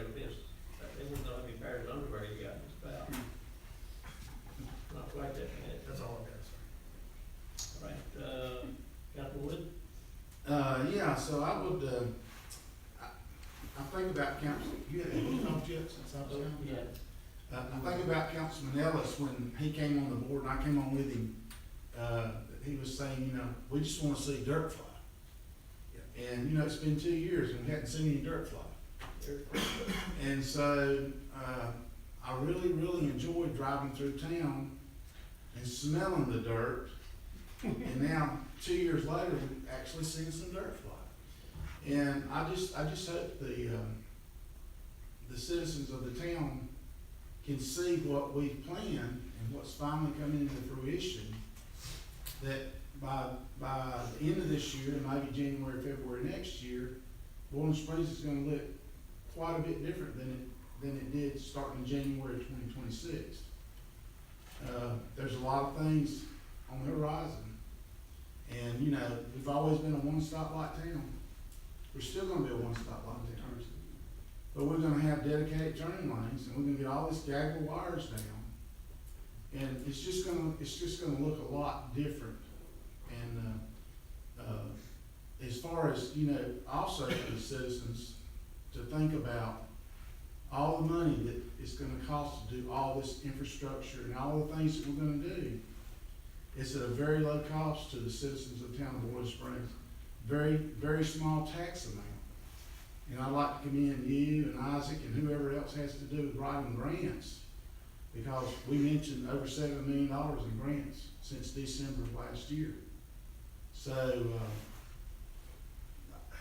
it's just great that we're in this town, that we got a town manager that does the things he does. And, I just hope the town, the citizens of this town sees the benefits of everything that the council has done and what our town manager has done. And it's just gonna be even better to live in Boiling Springs when this year's over with. And I'm just proud of the town, I'm proud of the staff, I'm proud of our new police chief, Chief DeOrio, and the things that he's doing and instituted. It's just, 2026 is gonna, I think, really be a great year for the town of Boiling Springs. That's all I have. I'd like to welcome Justin. I think he's a good addition to the team. I think the leaf situation, garbage pickup on Christmas, just stuff that I think that the citizen just takes for granted to a certain point. Mm-hmm. But I've heard a lot of good things. Do you mean we won't get our trash up today? So Mike and our staff and our leadership from Zach, but I just hope that our town, even though we're gonna see some dirt flying, that they're gonna be patient. Yeah. We have a reputation in this town, not a whole lot of patience in there, when they got to have to detour across town the other way. So, you know, taking advantage of letting them know this is gonna happen. I know we got something on that, Zach, about projects in order and stuff. Mhm. But, you know, when they start blocking Main Street, we're gonna have to go around the other side. But we told you that was gonna happen. But the results in the end is gonna be perfect. But I think we'll start getting some phone calls a little bit about why this is blocked and when's it not gonna be blocked and so on, so. But, thank you, staff, for taking care of us. I think we have the best town in America to live in, and I'm proud to be a part of that. So, that's all, Mr. Mayor. Councilman Davis? Yeah, just want to thank the councilman for having the faith in me to be a part of this council. I think 26 will be a great year. And I thank the staff for everything that they do. Y'all do a lot, and I was surprised to see that the trash is picked up. You know, and I even said this is Mike, he's getting holiday pay, right? Because, you know, he is taking his time off, or whoever does taking their time off to do that and taking their time away from the family, so they need to be compensated for that. You mentioned recycle, you know, that's something that I would like to look into to figure out, is that something that we still did contract out, right? I think there's little things like that that we can do to improve our town and to have fiscal responsibility and spend the money accordingly and wisely. Because that's something we can take over and do at a better cost, and we should do that. But yeah, thank you. All right. I got 30 minutes running, Matt, you. Well, I actually wrote down 5 more things. Forget for the next one. We're down 2 in public works, just so everybody knows. So we're looking for 2 general maintenance workers, those are people on the leaf truck. We do give, if they're running trash on holidays, they do get some added benefits. That's all part of number one, because that was all Public Works. 2, Chief Dioria made these padfolios for you all, and so you've got those. Did anybody notice the new Duke poles that have been installed at Hoshi? Yes. And so there's a new overhead guy wire that stretches beside the Paramount property all the way across the road, and that is stabilizing our 90-degree transition there of those overhead transmission lines, and it will now run behind the Italian Garden. And they have, so Duke's here as well, so we've got Sossaman on that end, Duke on this end, and Spectrum will be here later in the month. And so big things happening there, I meant to mention that. I'm not gonna say number 4, and then actually, at our family Christmas, I just wanna say that we were doing Fruits of the Spirit, and the fruit I was awarded was patience. So, I was the most patient why y'all laughing? But I was considered the most patient person in my family, so, take that. No, your family take that. Yes. I don't have anything else, I'm done for sure. I just like to add, you know, I'm really excited. I'll echo what Ron had said, or Councilman Wood. You know, a lot of things going on. That's gonna be a good year. Maybe one of the best years in town history, possibly, could be. So I'm excited too. But now, we are gonna get those phone calls, but I'm already getting them. You know, how am I gonna go here and how am I gonna go there? All my complaints have come from people who do not live in the town of Warren Springs. Coming through. So I told one of them, I said, we're gonna build a wall between here and Plinium and Plinium and Plinium. That's right. But, I mean, I think our responsibility is to just to keep telling people how it's gonna be, you know, so we need to be telling, we all need to be speaking enthusiastically about it, because when we get done, it's gonna be, like Councilman Wood said, it's gonna be probably one of the most drastic changes downtown that's ever been. And we've got those schedules on Facebook. So Yeah, that's what I'm people saying. they can follow us on Facebook, and if they favorite us, and I know they want to favorite the town on Facebook, but it'll make it appear, it'll mess with your algorithm, and it'll make it in your feed more. Well, we can all share it. Yes, and then we can share those, so we've been trying to keep that calendar. Tracy has a social media calendar that she has 365 social media posts on the calendar, so there's one per day. And so she's constantly trying to keep that South Main Street stuff at the top of the queue, so that people see that, and it's got the full schedule on here. So I know I need to stop talking, but, we've not done a ton of code red notifications for that. We don't plan on doing it because it's not something that, typically would warrant a code red call, because it's not an outage or service interruption. But our main method of communication for that has been Facebook, so I encourage people to like, follow, and share us there. Also, read the newsletter in the water bill. My sister says to me, "What's this?" Well, look at the newsletter. Read your newsletter. Big stuff in there. And Tracy spends a lot of time making sure that it looks nice, and it has all the important information. So, Will parking be affected any through this construction process? yes. Just make sure you reach out to businesses and let them know. Yes, they know as they come, so as they're rolling down the road, we'll get with the businesses. I say rolling because they're gonna either segment it off, or they're gonna literally kind of roll it, so as they're putting in pipe and shifting down the road, it'll look kind of like a rolling roadblock if they're able to do it. They're still trying to figure out what the most cost-effective way to do that would be, because we wanna do it whatever's cheapest. Does DOT set that up, or we work with the town, or how's that about the blockage and where the roadblocks are? Do you mean out there now? Yeah, or any of the development, or any of the. So our contractor has worked on that, but we submit to DOT a traffic safety control plan and a pedestrian plan. So like the pedestrian plan actually says the whole sidewalk is closed, and they're gonna walk through Garden Web. As we're putting it back together, can we look at parking in general, or a parking study of some sort? Yes. We did a parking study. You did? Because I can't barely get my truck parked. It's the same parking Do you mean, so do you mean because the space is too small? It is.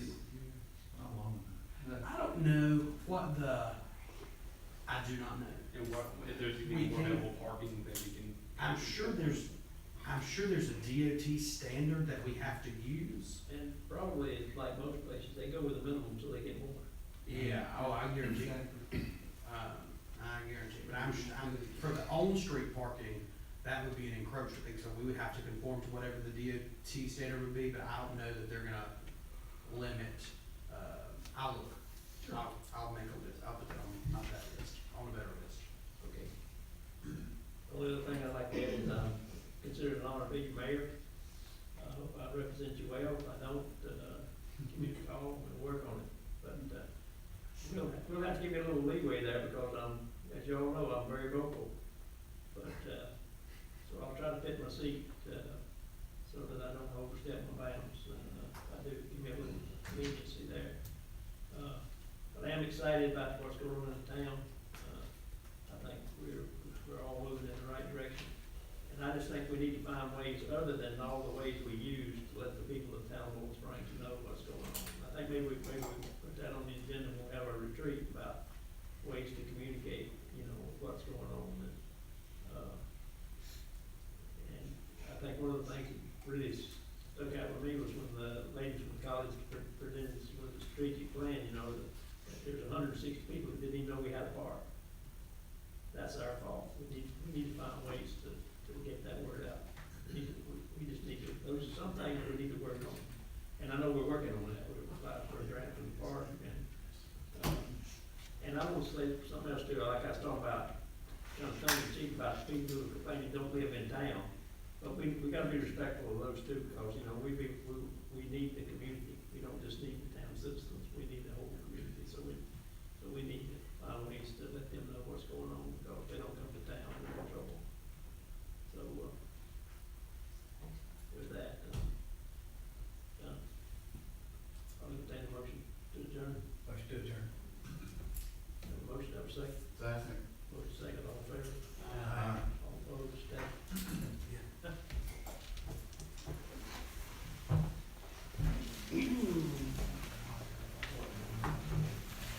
Thank you for bringing us another championship.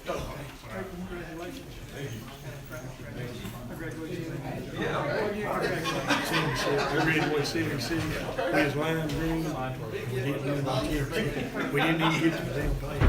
We drew about in the 70s. We didn't have a good record. I graduated 76. I graduated in 11. Actually, I went to freshman seven. Okay, my boys went, youngest boy, my oldest boy did win 2006, my youngest boy 2010. Michael and Mitchell Clare. Yeah, I know Mr. Runner. Okay, Mitchell, he's my youngest boy, Michael, my oldest, yeah, Michael, my oldest boy, he's 6'4", he's taller than Mitchell at the same time. But yeah, like you say, they played in the youth groups all the way up to middle school, and then when they got to high school, they kind of worked like me. The last 3 years of high school, I went to the field. All my wanted to do was make some damn money. Lucky I got over that time to stay there in New York. Well, I've worked in the youth places, but I do I travel around the South Carolina, always youth things. I travel 102 miles each way every morning, from 8 from 85 to 93, 25 years. North and South. Chris is going down. Used to, nobody knows what the heck it is. By y'all getting the dreams back to it. It's been a while. It's been a long time. Get those championships and get some guys on it. Yeah, I think we have the ability, especially with these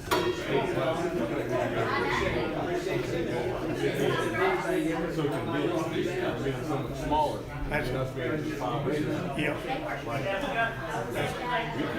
We keep going on Oh, hey, you can be around I hope so, because we had a bunch of young and now it's coming back. We're going to get a bunch of some, back in the 70s, she'll be getting still. And it finally come around. I love it, but man, no, I don't, my whole here, I mean, man, I like anybody that burns, I love it, that burns the creek, if she, on the ship, if they ain't playing ball in the creek, in the wind too, I love being back there.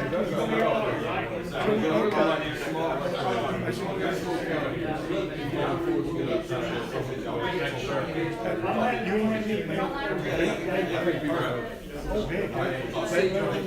this year, we're gonna learn more. I think we're gonna be able to keep rolling. All of them.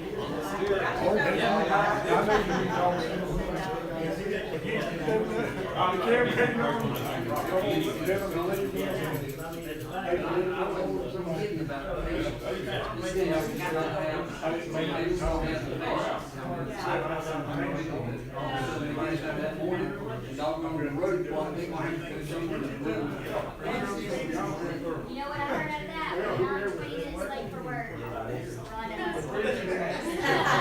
Hey, I'm stuck in the same traffic. I usually make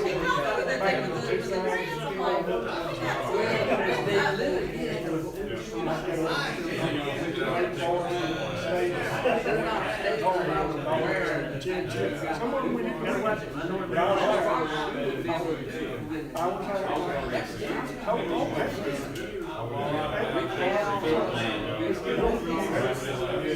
It hurt me up until.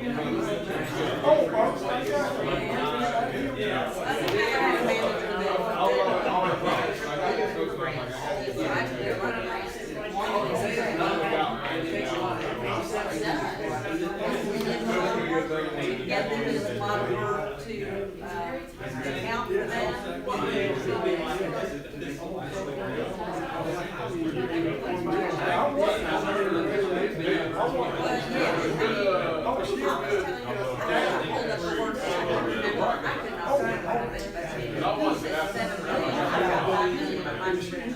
I didn't know.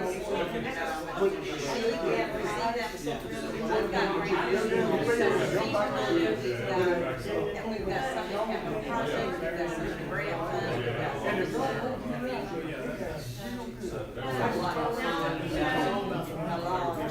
And then that's why y'all can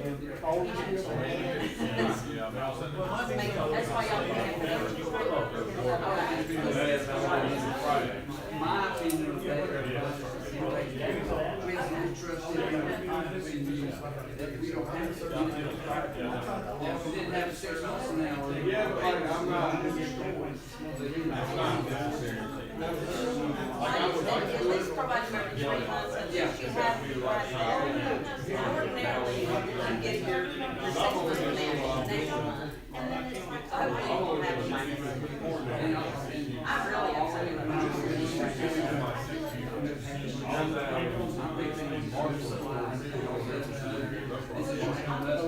That's all we're gonna do. It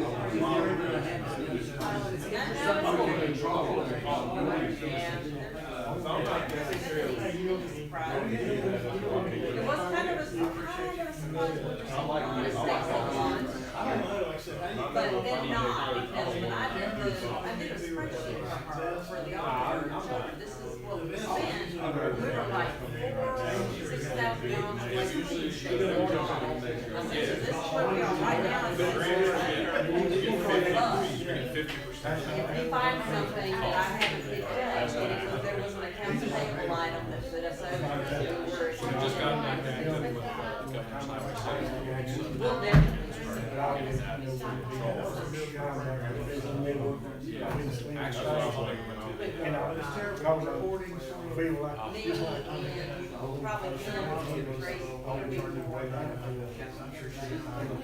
We were at the old PD.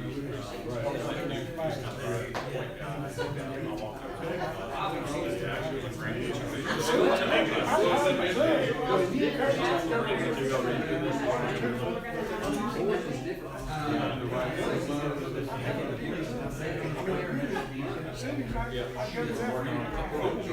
We come in, you gonna be big, I didn't know you lived. I said, Oh, there you go. But you can't use the only one. Go around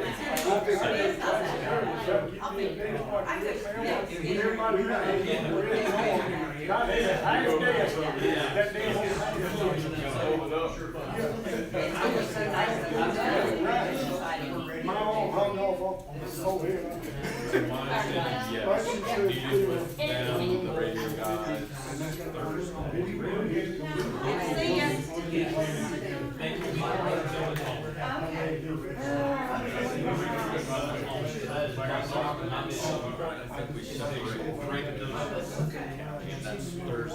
One of mine.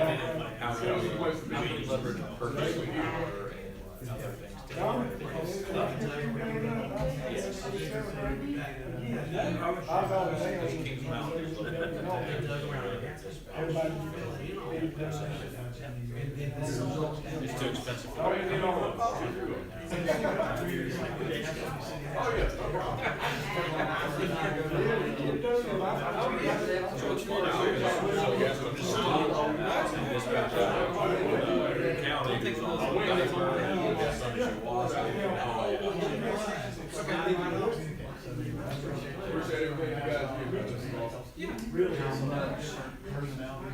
Yeah, I'm just going like share.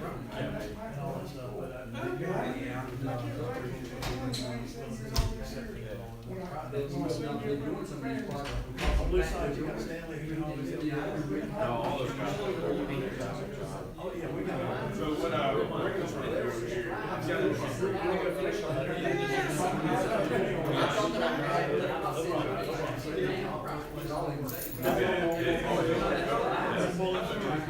Okay, he said something about like. So, we can, I'm bringing it back. You guys are open from. Really?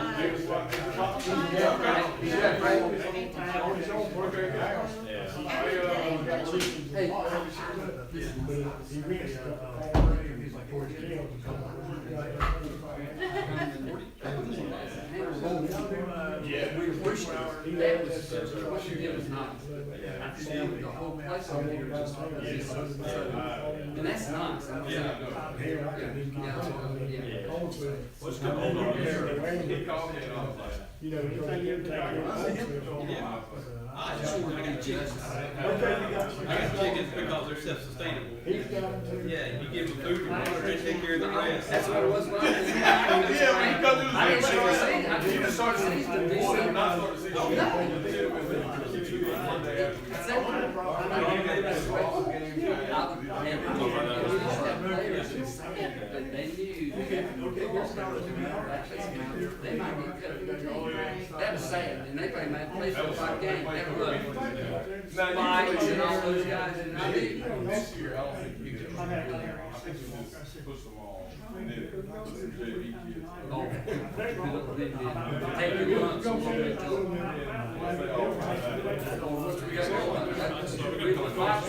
My record there, I lost.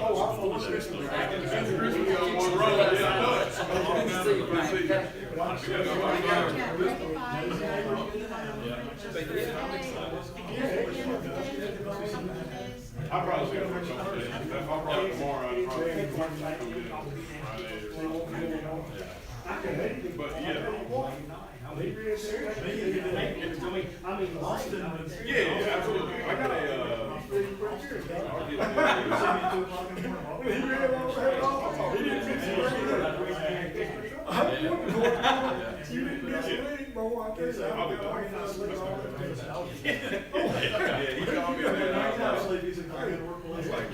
this is today.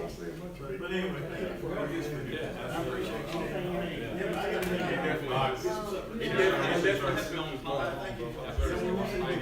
I know, I'm bringing it tomorrow. I know, and I had to carry it, I had to put it on the podcast for one day, and then like, I got to take it home. Just a workout with Yeah. it. Yeah, it's got, it is what heavy as it looks. But yeah, he called me today and I was like, he's like asking me to do that. I ain't even thinking about like, having kids. Like I said, they're playing on basketball. There's a lot of, honestly, a lot of, it's difficult to get them coordinated. Get that shit. But I appreciate it. Yeah, make sure they're home.